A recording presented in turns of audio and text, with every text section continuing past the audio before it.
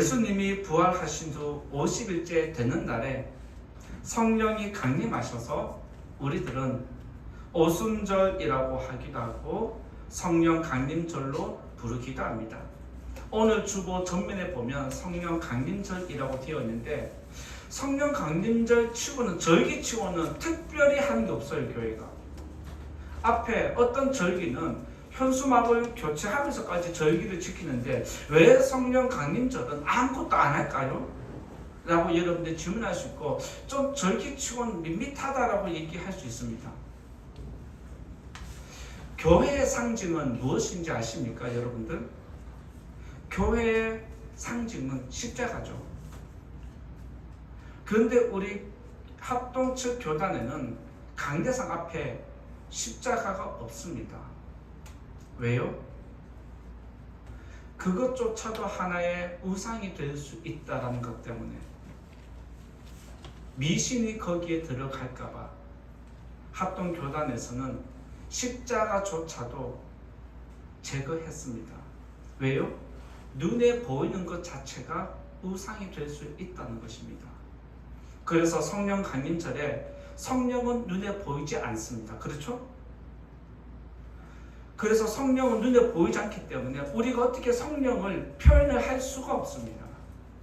그래서 교회가 오순절을, 성령 강림절을 지키긴 하지만 특별하게 무엇을 세우거나 바꾸거나 하는 것 없다는 것 여러분들이 기억하셔서, 성령 강림절은 이렇게 보이지 않기 때문에 우리가 어떤 특별한 형식을 취하지 않는구나 라고 생각을 하시면 되겠습니다.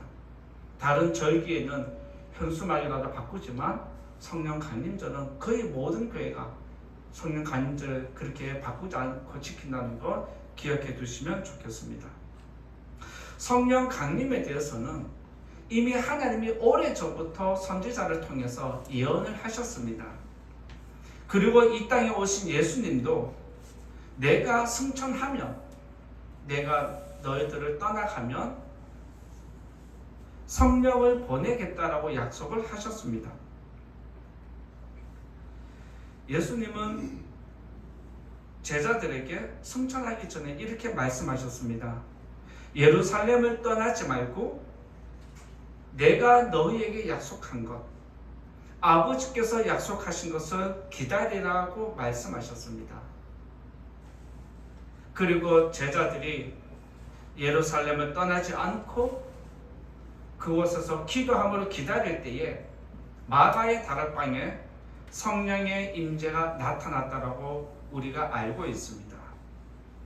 사도행전 2장 4절에 보면 그들이 다 성령의 충만함을 받고 성령이 말하게 하심을 따라 다른 언어들로 말하기를 시작했다라고 알려주고 있습니다.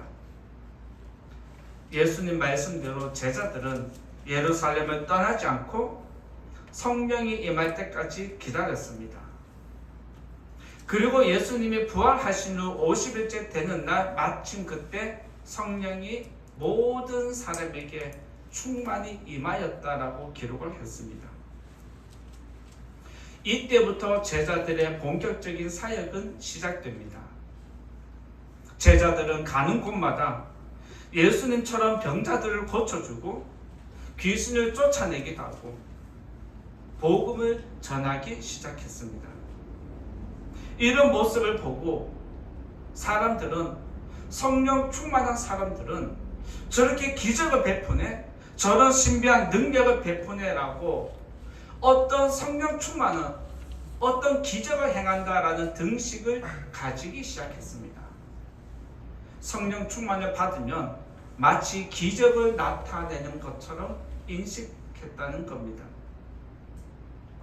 그래서 백성들 중에는 나도 저 제자들처럼 성령을 받아서 기적을 베풀고 싶다라는 욕심이 일어났습니다. 그 무리들 가운데 어떤 사람은 돈으로 그 능력을 팔아라 라고 얘기하기도 했습니다. 이처럼 사람들은 성령의 능력에 집중한 나머지 성령이 이 땅에 왜 임했는지, 성령의 본질적인 사역이 무엇인지 관심을 두지 않았다는 것이 문제였습니다. 어쩌면 이 시대를 살아가는 성도님들도 많은 사람들이 성령의 강림절, 오순절을 지키긴 하지만 자꾸 왜곡된 성령관을 가지고 개인 방송에서 너무 많은 이야기를 한 것을 보게 됩니다. 성령의 능력은 과학이 발전한 이 시대도 계속해서 요구되고 있다는 것이 사실입니다. 그래서 많은 사람들이 성령의 신비한 능력을 가지고 싶어서 성령 충만을 달라고 이곳저곳을 돌아다니면서 열심을 내는 것을 보게 됩니다. 여러분들이 개인 방송을 얼마나 많이 보시는지 모르겠지만 개인 방송 유튜브 채널 아프리카나 요즘 개인 방송이 굉장히 보편화되어 있습니다. 그런데 그런 개인 방송을 통해서 잘못된 성령론이 우후죽순으로 지금 나타나고 있습니다. 그리고 올바른 신학을 가지지 못한 목회자들이 잘못된 신학으로 성령을 해석해서 성령론을 변질시키고 왜곡시켜서 마치 성령을 받으면 하나님과 소통하는 것처럼 마치 신비한 능력을 얻는 것처럼 착각하게 만듭니다. 그러면서 많은 사람들을 유혹할 뿐만 아니라 한국교회 뿌리채 흔들고 있는 모습이 지금 이 시대의 교회 위기입니다. 어쩌면 믿음 생활하는 성도님이라면 나도 한 번쯤은 성령 충만을 받아서 제자들처럼 기도하면 치유가 일어나고 손을 얹으면 낫기도 하고 방언을 해서 다른 사람들의 뜻을 마음을 헤아릴 수 있는 그런 기도를 하면 좋겠다. 나도 마치 다른 사람처럼 성령과 소통하면서 하늘의 계시를 직접 받아서 마치 하늘의 신비로운 것을 펼치고 싶다는 욕구가 일어날 수 있습니다. 목회자도 이런 유혹에 항상 노출되어 있습니다. 여러분들도 믿음 생활이 뭔가 자극이 있기를 원하면 성령을 찾아서 성령을 쫓아서 신비한 능력 갖기를 원하는 것이 나타날 수 있습니다.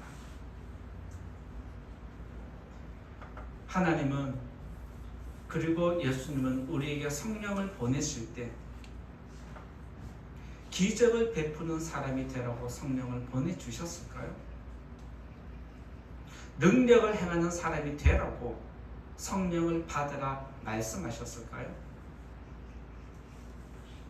성경 어디를 보아도 하나님과 예수님이 세례를 성령을 받으라라고 말씀하셨을 때 능력을 받으라, 기적을 나타내라 말한 적 한 번도 없습니다. 성령 강림절을 맞아서 하나님과 예수님이 말씀하시는 성령 강림을 원하는 것, 성령을 받아야 하는 이유, 그것이 무엇인지 분명히 깨닫고 현 시대에 성령의 왜곡된 것을 올바르게 분별하는 성도님 될 수 있길 바라면서 오늘 말씀 나누고자 합니다. 첫 번째로 성령 충만한 사람의 특징, 첫 번째는 복음을 깨닫는다라고 말씀드릴 수 있습니다. 첫 번째로 복음을 깨닫습니다. 이 자리에 계신 분들 말씀 나누기 전에 질문 먼저 드리겠습니다. 성도님들은 예수님 믿습니까? 예수님을 왜 믿습니까? 예수님 믿으면 어디 간다? 예수님 믿으면 천국 가요? 진짜?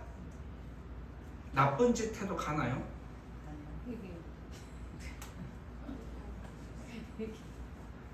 예수님 믿고 누구든지 천국 간다는 그 말 때문에 나쁜 짓 하는 사람들 의외로 많이 있습니다.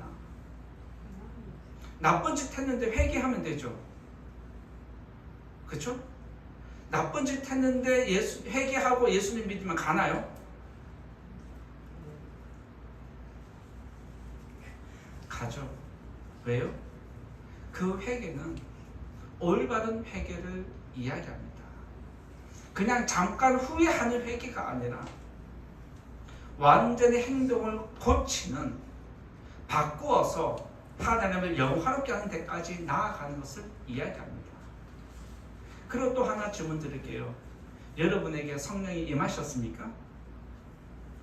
성령을 여러분들이 받았다라면, 성령이 여러분과 함께 한다라면 예수님을 믿는다라고 고백할 수 있습니다.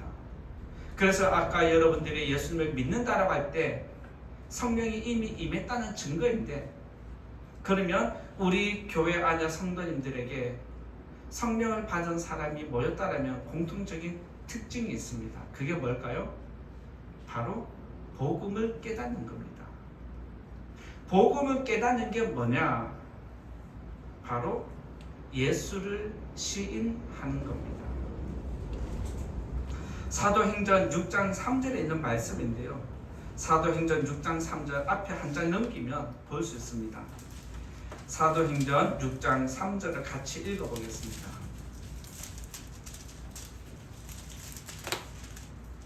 같이 읽어보겠습니다. 시작. 형제들아, 너희 가운데서 성령과 지혜가 충만하여 칭찬받는 사람 7을 택하라. 우리가 이 일을 그들에게 맡기고. 여기서 뭐라고 기록되어 있죠? 성령과 지혜가 충만한 사람. 오늘 말씀의 배경이 되는 건 6장에 있기 때문에 오늘 이 말씀을 가지고 왔습니다. 초대 교회가 급격하게 성장하면서 12사도는 모든 일을 감당할 수 없었습니다. 그래서 그들은 교회를 더 튼튼하게 세우고 일꾼을 세우자라고 정해서 7명을 세우기로 뜻을 모았습니다. 그리고 그 교회 7명 일꾼을 세울 때 자격 요건이 뭐냐면 성령과 지혜가 충만한 사람이라고 기록했습니다. 그 7명 중에 한 사람이 오늘 우리가 읽은 본문의 주인공 스데반 집사입니다. 스데반 집사는 성경에 기록된 대로 성령과 지혜가 충만했는데 유대인들과 논쟁이 붙었습니다.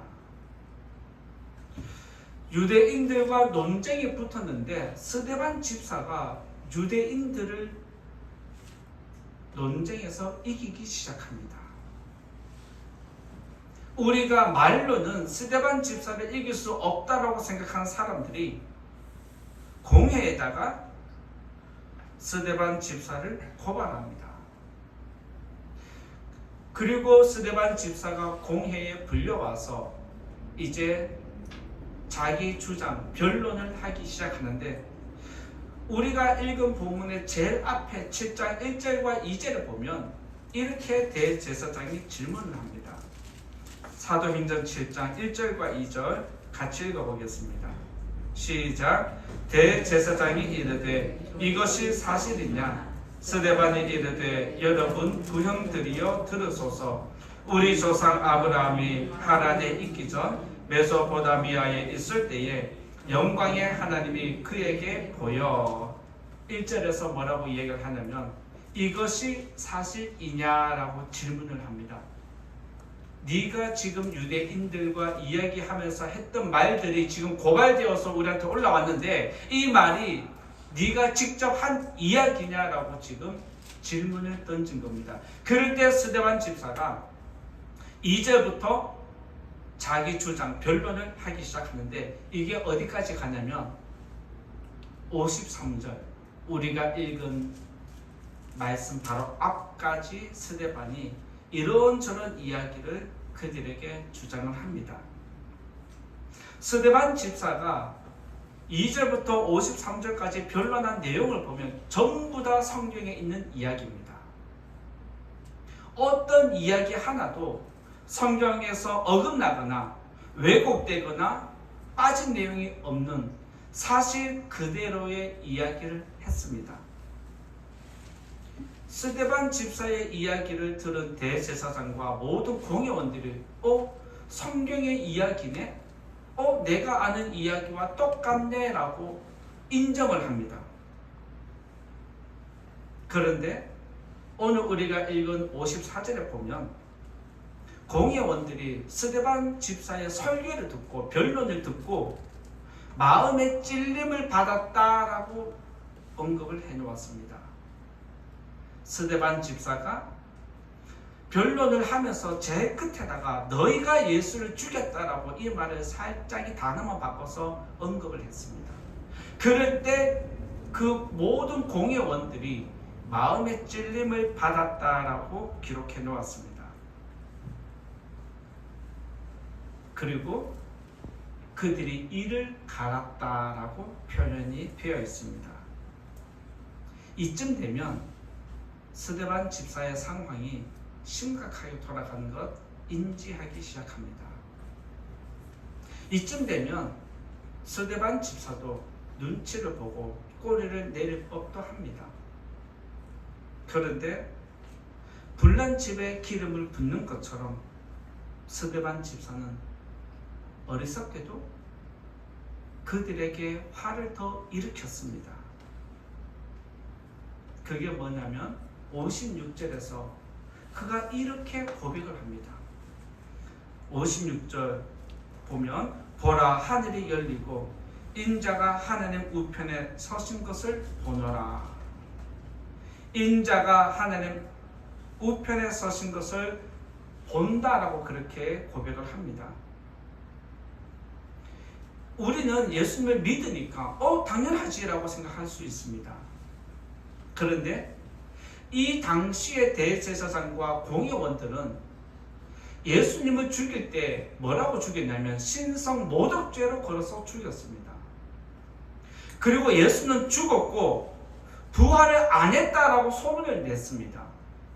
신성 모독으로 예수를 죽였고 그 죄로 예수는 죽었고 부활도 없는데 지금 뭐라고 얘기하냐면 하나님 옆에 있다라고, 내가 지금 보인다라고 그렇게 이야기를 하니까 그 자리에 있는 사람들이 화가 폭발해 버립니다. 이보다 더한 신성 모독도 없다라고 하면서 스데반에게 달려들어서 그를 죽이고자 합니다. 우리가 읽지는 않았지만 2절에서 53절의 내용을 보면 스데반 집사의 그 변론하는 내용들을 보면 똑같은 율법을 이야기하는데도 그 안에 누가 있냐면 예수가 담겨 있습니다. 공회원들은 내가 아는 율법이네 라고 하는데 그 안에 예수가 없습니다. 이처럼 성령이 충만한 사람은 율법을 해석할 때 복음으로 바꿔서 해석을 합니다. 성령을 받은 사람은 율법을 받을 때에 그 안에 예수가 들어가 있습니다. 예수가 들어가 있으면 복음이 되고 예수가 빠져나가면 그것은 율법이 됩니다. 그래서 성령을 받은 사람은 반드시 율법을 해석할 때 복음으로 해석하는 능력이 나타납니다.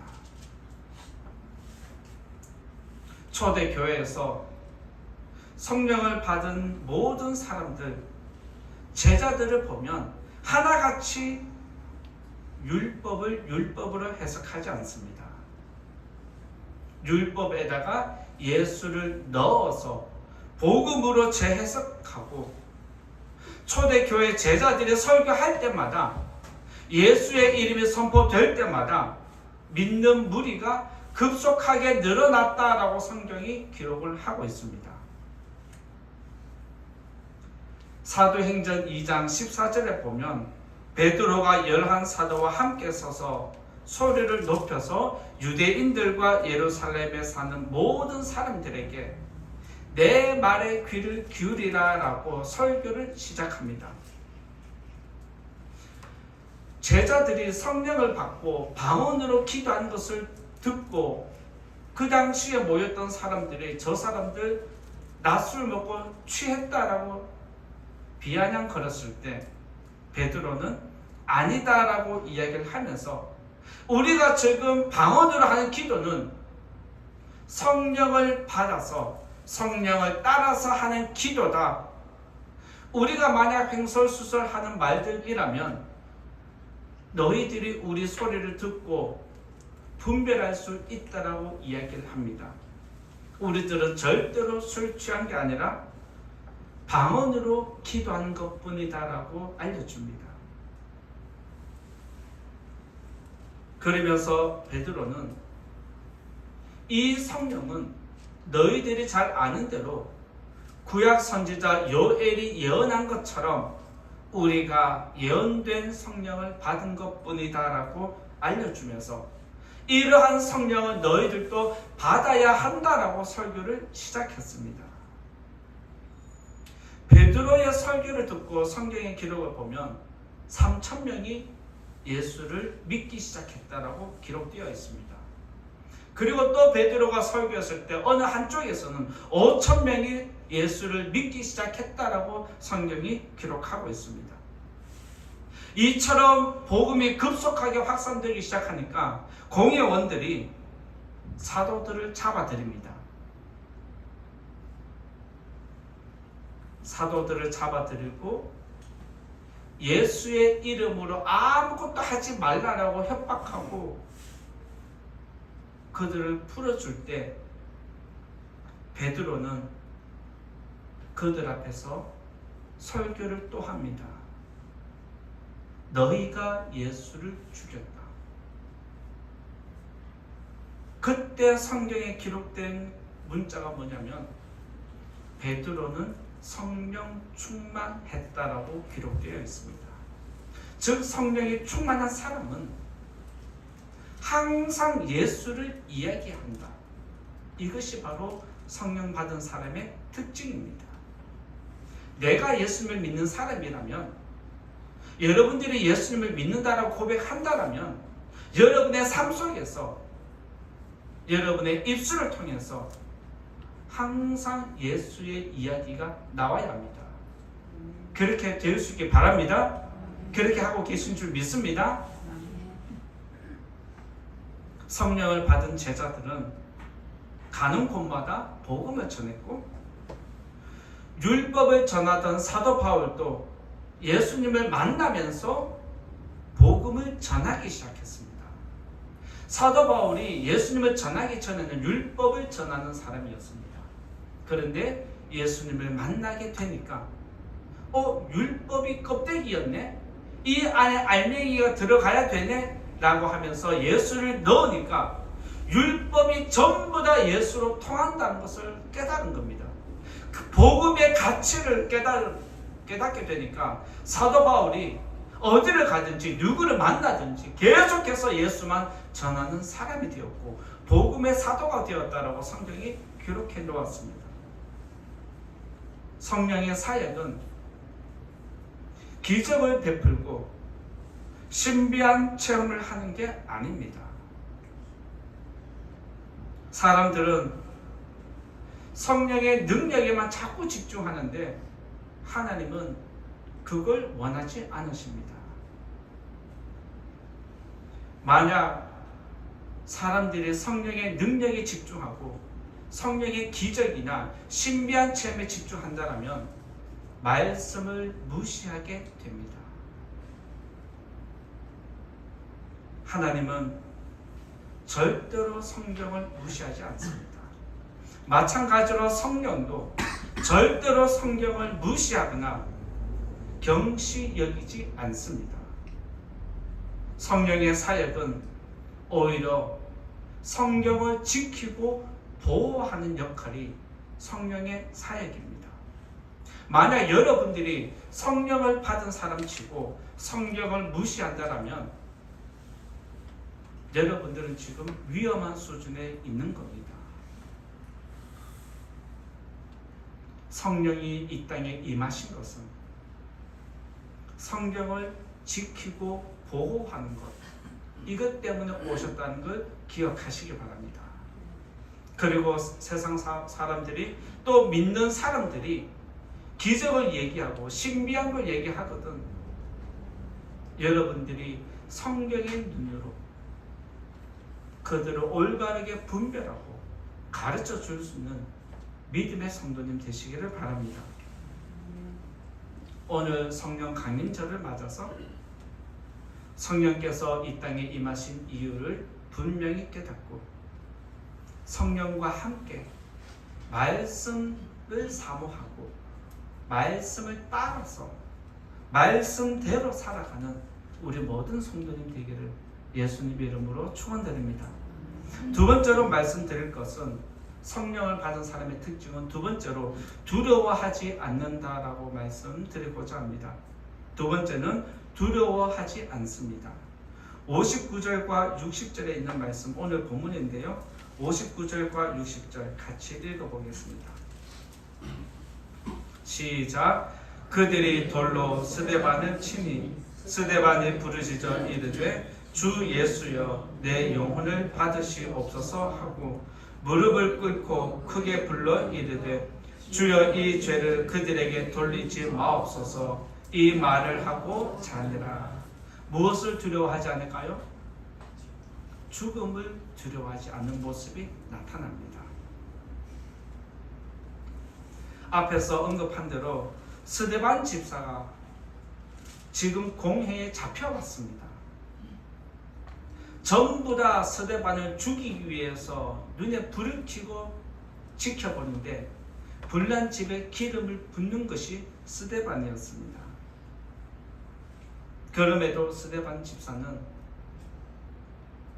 두려워하지 않는 모습이 나타납니다. 오히려 내가 내 생명 하나님께 드리겠다라는 그런 믿음으로 자신의 생명을 맡기는 것을 보여줍니다. 이처럼 성령 충만한 사람은 사람을 두려워하지 않습니다. 성령 충만한 사람은 죽음을 두려워하지 않습니다. 사람이 두렵지 않고 죽음이 두렵지 않은데 성도들이 세상에서 못할 게 무엇이 있습니까? 죽으면 되죠. 이런 믿음으로 여러분들이 세상을 부딪히고 사람을 대한다라면 여러분이 세상을 이기고 사람을 이기게 될 줄 믿습니다. 12 제자와 7 집사는 가는 곳마다 복음을 전했습니다. 그런데 하나같이 성경이 계속해서 언급하는 게 뭐냐면 그들에게 두려움이 없었다. 그들이 복음을 전할 때마다 담대했다라고 성경이 계속해서 기록하고 있습니다. 사도행전 성령 충만 받은 다음에 복음을 전하는 모습들이 8장에서 쭉 열거되는데 한번 살펴보십시오. 제자들이 복음 전할 때마다 어떻게 전했는지 모든 제자가 두려워하지 않았다, 담대했다라고 언급을 하고 있습니다. 이처럼 제자들이 죽음을 두려워하지 않고 담대하게 예수를 계속해서 복음을 전하니까 예수 믿는 사람들이 곳곳에서 일어나기 시작합니다. 그래서 공회가 이거 생각보다 심각하네라고 인지하기 시작합니다. 그래서 그들은 여기서 빨리 이 사태를 멈춰야 되겠다라고 생각을 하고 베드로와 요한을 다시 공회에 잡아들입니다. 그러면서 예수의 이름으로 어떤 것도 하지 말라고 다시 겁박을 하면서 돌려보내는데 그들이 오히려 담대하게 공회원을 향해서 이렇게 외칩니다. 사도행전 4장 13절에 보면 사도행전 4장 13절 한번 보겠습니다. 사도행전 4장 13절 베드로와 요한이 공회에 잡혀왔음에도 불구하고 어떻게 말하는지 같이 한번 읽어보겠습니다. 시작. 그들이 베드로와 요한이 담대하게 말함을 보고 그들을 본래 학문 없는 범인으로 알았다가 이상히 여기며 또 전에 예수와 함께 있던 줄도 알고.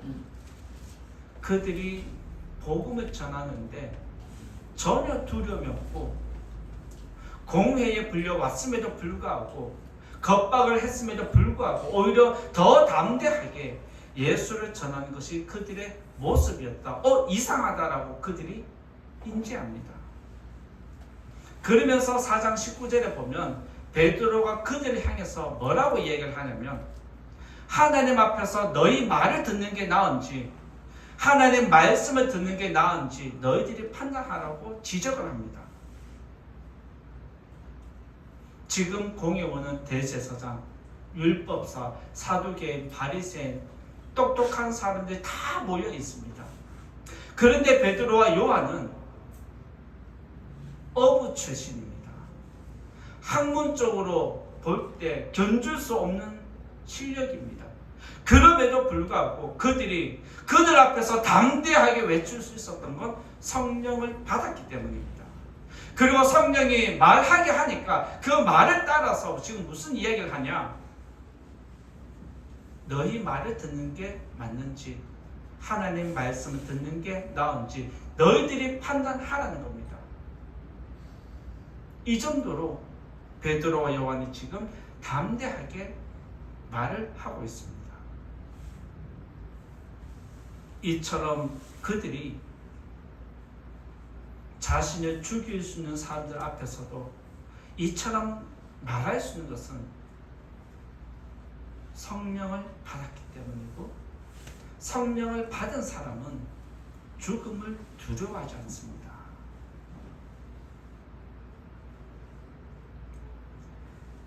오히려 내가 죽으면 죽었지 내 생명 하나님께 기꺼이 내어드린다는 스데반 집사처럼 내 생명을 내어드리는 사람이 성령을 받은 사람입니다. 공회의 핍박이 앞으로 진짜 거세질 것이라고 베드로가 느꼈습니다. 그리고 그 공회에서 풀려나와서 제자들과 다시 모인 자리에서 베드로가 이런 기도를 합니다. 하나님, 우리가 말씀을 전할 수 있도록 담대하게 만들어 달라고 기도합니다. 그리고 그 밑에 성경 구절을 보면 모든 무리가 성령이 충만해서 담대하게 하나님 말씀을 전했다라고 기록되어져 있습니다. 베드로는 하나님 말씀을 담대히 전할 수 있도록 도와달라고 기도했습니다.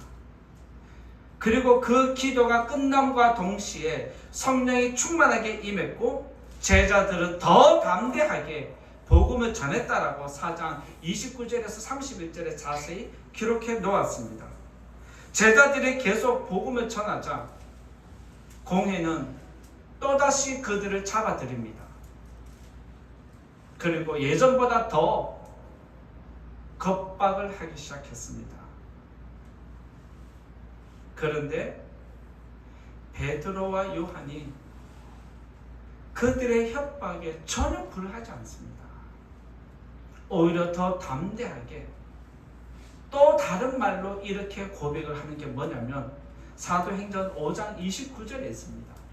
사도행전 5장 29절에서 베드로와 사도들이 공회의 겁박을 받은 상태에서 뭐라고 얘기하냐면 이렇게 이야기를 합니다. 사람보다 하나님께 순종하는 것이 마땅하다. 진짜 멋진 말을 했습니다. 너희들의 말에 순종하는 것보다 나는 하나님 말씀에 순종하겠다. 이것을 그들이 담대하게 이야기할 수 있는 건 죽음을 이겼기 때문입니다. 이 말은 내가 예수를 전하다가 너희들에게 죽어도 괜찮으니까 나를 죽여도 괜찮으니까 나는 끝까지 예수만 전하다가 복음을 전하다가 죽겠다라는 것이 그들의 믿음이었습니다. 이것이 바로 성령을 받은 사람의 특징입니다. 예수를 믿는 사람, 성령을 받은 사람은 예수를 이야기해야 합니다. 성령을 받은 사람이 왜 죽음을 두려워하지 않습니까?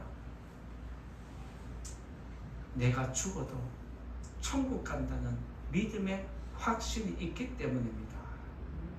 성령을 받은 사람은 이미 여러분들에게 영원한 생명이 주어져 있기 때문에 나에게 영원한 생명이 있다고 믿으면 사람을 두려워하지 않습니다. 세상을 두려워하지 않습니다. 죽음도 두려워하지 않습니다. 그래서 예수 믿는 사람은, 성령이 함께하는 사람은 담대하게 세상을 대할 수 있습니다. 이것이 바로 믿음이 세상을 이기는 것입니다. 여러분들이 오늘 분명히 기억해야 될 것은, 성령은 사람을 위해서 일하지 않습니다. 다시 한번 분명히 말씀드립니다. 성령은 누구를 위해서 일하지 않는다? 사람을 위해서 일하지 않습니다. 이 말은 여러분들 자신에게도 해당하는 말입니다. 성령은 사람을 위해서 일하지 않습니다. 성령은 하나님을 위해서 일하십니다. 믿으시기 바랍니다. 우리가 성령을 부리는 사람이 되어서는 안 됩니다. 우리가 성령을 부리는 것은 영적인 교만입니다. 내가 하나님이 되는 것과 같은 교만의 영적인 죄를 짓는 겁니다.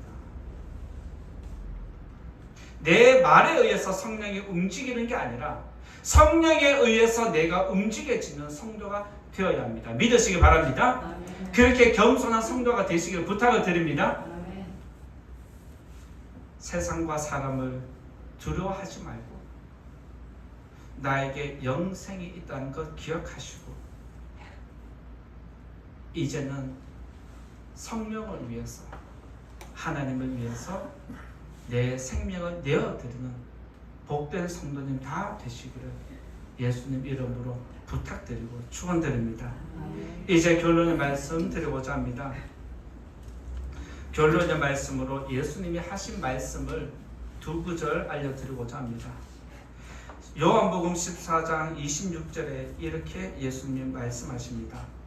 보혜사 곧 아버지께서 내 이름으로 보내실 성령, 그가 너희에게 모든 것을 가르치고 내가 너희에게 말한 모든 것을 생각나게 하리라. 이 말씀을 꼭 기억해야 됩니다. 예수님이 성령을 보내신 이유가 무엇일까요? 요한복음 14장 26절에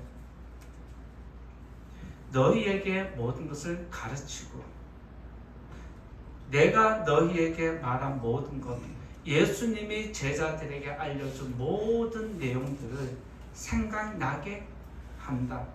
이것이 성령을 보내준 이유와 목적입니다. 그러면서 예수님은 승천하시면서 마태복음 28장 19절 20절에서 뭐라고 알려주시냐면 이렇게 말씀하십니다. 너희는 가서 모든 민족을 제자로 삼아 아버지와 아들과 성령의 이름으로 세례를 베풀고 내가 너희에게 분부한 모든 것을 가르쳐 지키게 하라. 볼지어다 내가 세상 끝날까지 너희와 항상 함께 있으리라 하시니라. 무슨 말일까요? 여기서 가서 모든 민족을 제자로 삼으라 할 때에 기적을 베풀으라 말한 적 없습니다. 기적을 나타내라 말한 적 없습니다. 신비한 능력을 전파라 말하지 않습니다. 뭐라고 말합니까? 내가 너희에게 말한 것을, 내가 너희에게 알려준 것을 가르쳐서 지키게 해라. 말씀을 따라서 살도록 이끌어라. 이것이 예수님이 교회와 제자들에게 명령한 것입니다. 예수님은 우리들에게 분명히 알려주십니다. 성령을 보내신 이유, 그리고 성령의 사역이 무엇인지 알려주셨습니다. 하나님도 예수님도 성령은 기적이다, 성령은 신비다 말씀하신 적 단 한 번도 없습니다. 그런데 세상에 보면 기적과 신비로운 것을 이야기하면서 성령을 호도하는 일들이 많은데, 이렇게 어지러운 이때에 여러분들 그들의 미혹에 넘어가지 마시고 끝까지 말씀을 붙잡는 지혜로운 성도님 되시기 바랍니다. 성령은 여러분들이 말씀을 깨닫도록 하고 여러분들의 말씀을 따라서 살도록 이끌어 가시고 지켜주십니다. 왜 그러실까요? 성도들은 이 땅에서 거룩한 삶으로 하나님을 영화롭게 해야 하는 사명이 있습니다. 성령께서, 하나님께서 여러분에게 원하는 것이 있다면 세상에서 구별된 삶을 사는 겁니다. 이것을 꼭 기억하고 성령을 따라서 구별된 삶을 살아가는 저와 여러분 모두가 되기를 예수님 이름으로 축원드립니다. 말씀을 생각하면서 같이